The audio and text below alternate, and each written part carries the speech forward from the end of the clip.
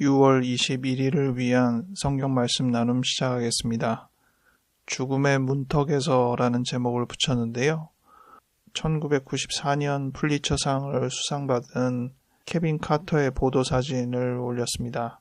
남수단의 피폐한 상황을 알리기 위한 사진이었는데 작가는 이 사진을 찍은 후에 바로 독수리를 내쫓고 이 소녀를 구해냈지만 이 사진이 보도되고 풀리처상을 수상받을 그 당시에는 사람들이 왜 아이를 먼저 구하지 않고 이런 사진을 찍었냐는 비난의 여론이 일기도 했습니다.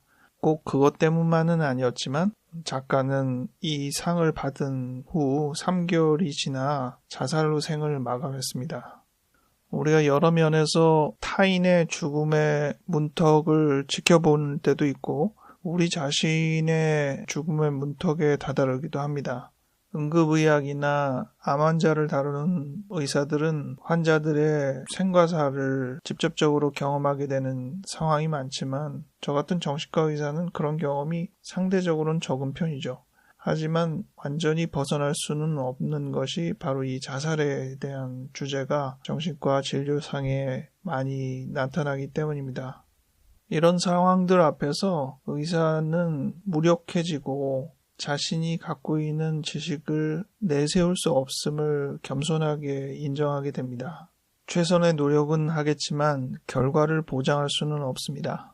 그러기에 결과보다는 지금의 과정을 더 집중할 수밖에 없는 것이 우리가 할 수 있는 태도라 하겠습니다.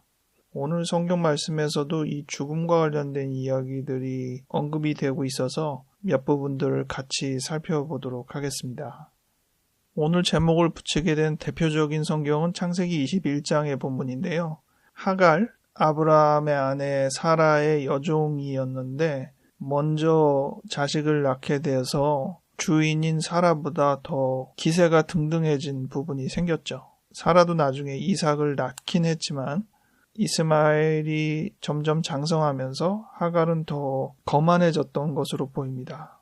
이 갈등이 굉장히 커져서 결국 사라는 자기 여종 하갈과 그의 아이 이스마엘을 자기 집안에서 내쫓기를 남편 아브라함에게 요청했습니다. 결과적으로는 그렇게 된 거죠. 오늘 본문에서 보면 아브라함이 하갈과 그 아들 이스마엘을 내보냅니다.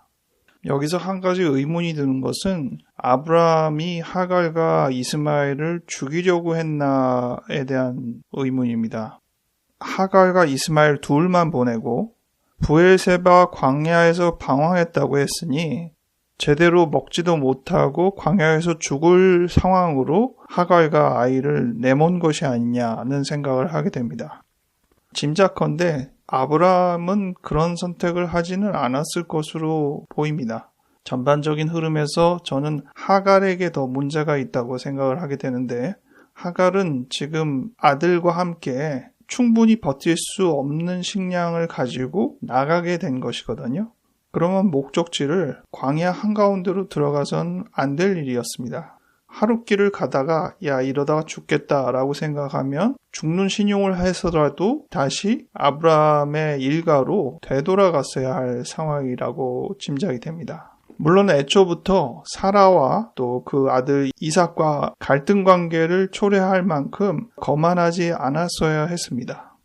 이후의 행보에 있어서도 하갈에게는 미심쩍은 부분이 있습니다. 아들이 죽을 것으로 예상하자 그 아들을 참아보지 못하겠다고 한바탕 거리를 떨어뜨려 놓고 마주 앉아 바라보며 소리내어 울었다고 했습니다.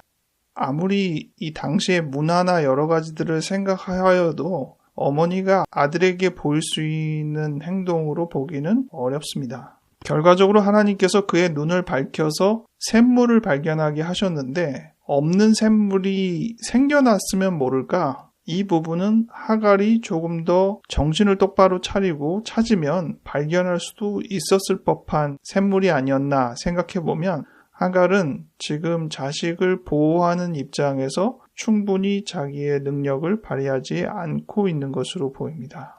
여호와 하나님께서는 지켜보시다가 안 되겠다 싶어서 하갈을 설득합니다. 두려워하지 말라.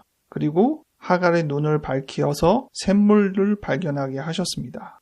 그런데 이 본문에서도 보면 하나님이 저기 있는 아이의 소리를 들으셨다는 말씀을 하갈에게 해서 위로합니다. 하갈의 안타까움보다 어린아이의 생존 본능 내지 그 처절함에 하나님이 더 귀를 기울이셨다고 볼 수 있겠습니다. 비판적인 어조로 말씀을 하자면 하갈은 이 죽음을 자초하고 있습니다. 어느 한 부분도 이 죽음을 벗어나려고 하는 노력에 진지한 시도를 하지 못하고 있는 하갈을 지켜보게 됩니다. 하갈이 살아난 것은 오로지 그의 아들 이스마엘의 생을 위한 처절한 몸부림, 그것 때문이라고 볼 수 있겠습니다.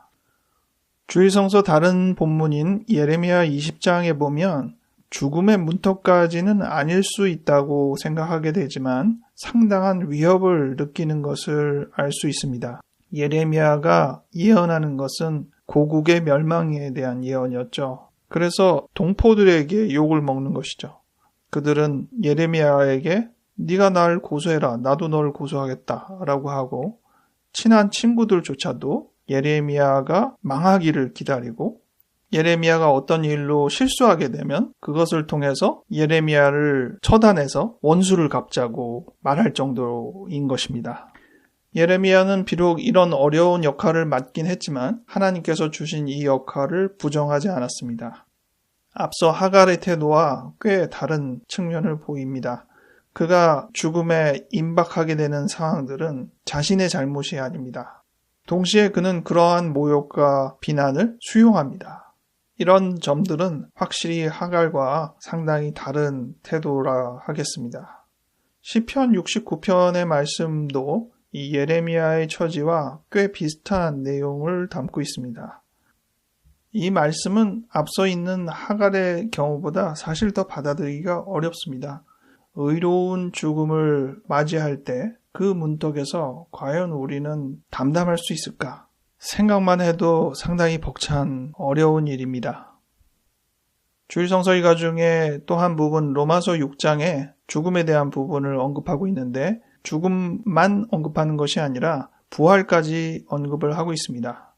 죽음 자체라기보다는 누구와 함께 죽느냐는 부분을 상기시키게 됩니다. 우리가 죽음의 문턱에 섰을 때 이 말씀이 부각되고 명심해야 될 부분이 아닌가 싶습니다.